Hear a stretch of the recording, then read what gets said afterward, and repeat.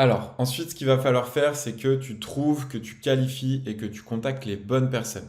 Clairement, j'ai essayé de simplifier un petit peu le processus, c'est-à-dire que moi, c'est ce que j'appelle le triptyque gagnant du marketing. C'est-à-dire que c'est toujours le bon message à la bonne cible, au bon endroit. Donc, c'est-à-dire sur le bon canal de diffusion. Clairement, il faut que tu connaisses ta cible le plus possible. C'est-à-dire que plus tu vas comprendre ses points de douleur, ses besoins fondamentaux, clairement ses motivations personnelles, plus tu vas savoir en fait comment lui parler, comment t'adresser à elle et surtout comment cette cible-là va se comporter.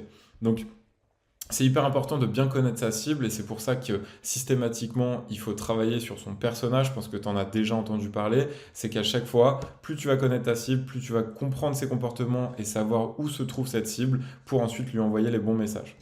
Donc, ta cible, si tu fais une analyse dessus, il faut que tu travailles vraiment pour comprendre quelles sont ses menaces, de quoi elle a peur.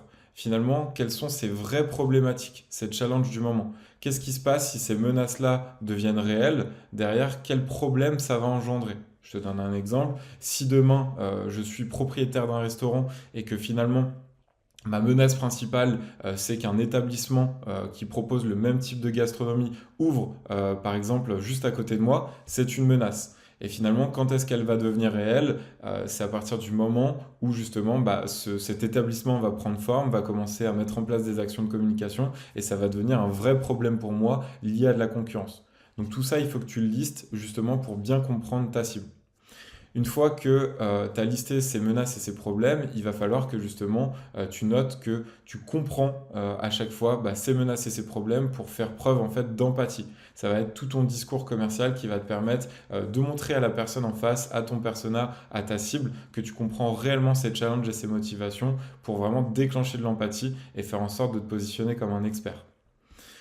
Ensuite, ce qui va être assez intéressant, c'est de lister toutes les raisons pour lesquelles tu es légitime finalement d'aider ton persona, ta cible, justement à solutionner ces problèmes, pardon.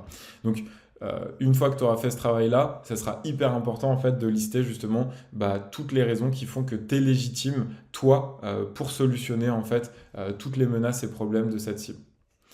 Ensuite, il faudra anticiper le fait que si ça échoue, qu'est-ce qui se passe? C'est-à-dire finalement, si le prospect que tu vas démarcher ne met pas en place des actions que tu pourrais lui proposer, clairement, qu'est-ce qui va se passer? Si finalement il ne se met pas à communiquer alors qu'on a un établissement qui ouvre juste à côté de lui et qui propose le même type de gastronomie et qui justement est beaucoup plus avant-gardiste sur ses actions de communication, qu'est-ce qui va se passer si ça échoue?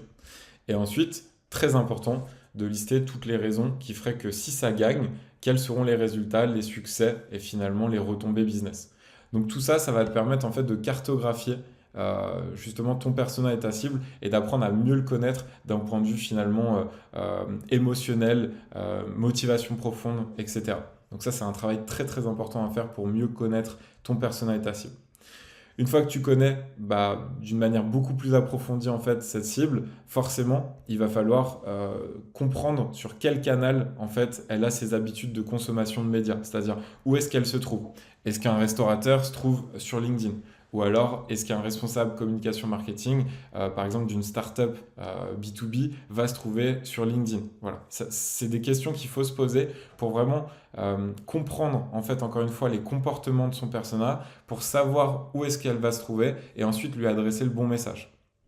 Donc une fois que tu as fait ce travail-là, tu vas pouvoir commencer à lui envoyer des messages. Et moi, ce que je te recommande, c'est d'envoyer au moins 20 messages par jour à ta cible.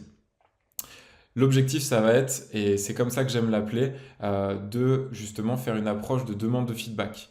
La demande de feedback, c'est quoi? C'est que ça va vous permettre de vous positionner du même côté de la table, finalement, de ne pas être un individu qui cherche forcément à avoir une démarche ou une approche commerciale, mais derrière à récolter en fait du feedback sur une offre que vous êtes en train de créer avec votre marché. Donc ça, c'est très important parce que ça va vous permettre, en fait, en envoyant ce type de message, justement, que votre prospect baisse la garde en face pour que vous puissiez obtenir des rendez-vous derrière pour ensuite avancer, en fait, dans le processus commercial jusqu'au closing. Donc ça, c'est très, très important. Une fois que vous avez réussi à demander du feedback, là, l'objectif, ça va être de discuter avec votre audience, donc votre cible, pour lui poser, en fait, tout un tas de questions, apprendre à la connaître, apprendre encore une fois à mieux comprendre ces challenges et ces problématiques. Donc ça vous permet en fait finalement de mieux cerner en fait votre audience cible et de comprendre ses objectifs, quelles sont ses difficultés dans son quotidien et comment est-ce que vous pourriez avec vos solutions l'aider.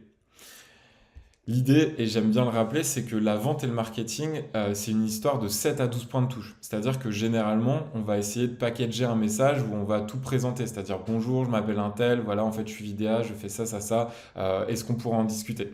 En fait, là, vous êtes sûr que la personne, elle reçoit des dizaines de messages comme le vôtre, elle va jamais répondre. En revanche, si vous essayez d'y aller sur une demande de feedback où vous êtes simplement là pour discuter, échanger sur un concept que vous avez créé, une offre et lui poser des questions, en partant du principe que c'est à peu près en 7 à 12 points de touche que vous allez convertir ce prospect, là vous êtes dans une bonne posture pour réussir à lui vendre quelque chose. Alors, ce que je viens de te partager là, forcément, ce sont des notions. Si tu veux aller beaucoup plus loin, j'ai un programme de formation qui aborde en fait ça de manière beaucoup plus avancée. Je te partage vraiment des exercices pour essayer de mieux comprendre ton persona, ton audience cible. Ensuite, j'ai listé des prompts chat GPT justement que tu vas pouvoir réutiliser pour réussir à comprendre les vrais points de douleur de ton audience cible.